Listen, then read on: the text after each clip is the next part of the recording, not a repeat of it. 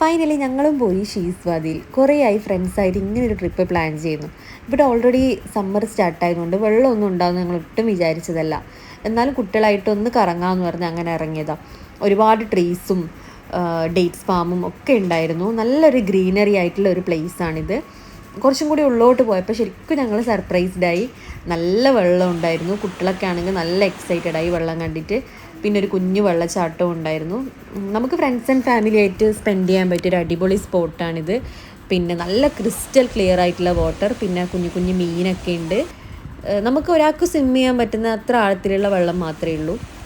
കുട്ടികളെ ആണെങ്കിൽ നമുക്ക് നന്നായി ടേക്ക് കെയർ ചെയ്ത് കൊണ്ടുപോകാൻ പറ്റും. നല്ല സേഫ് ആയിട്ടുള്ള പ്ലേസാണ്. നമ്മൾ വീക്കെൻഡിലാണ് വന്നതെങ്കിലും അധികം റഷൊന്നും ഉണ്ടായിട്ടില്ല. നമുക്ക് നന്നായി എൻജോയ് ചെയ്യാൻ പറ്റി. ഇനി ചിലപ്പോൾ ഒരു 1 or 2 വീക്സിൽ വെള്ളമൊന്നും ഉണ്ടാവില്ല. സമ്മർ ആകുമ്പോൾ എന്തായാലും വെള്ളം ഉണ്ടാവില്ല. ഞങ്ങൾ ഏതായാലും നന്നായി എൻജോയ് ചെയ്തു ഈ ഒരു ട്രിപ്പ്.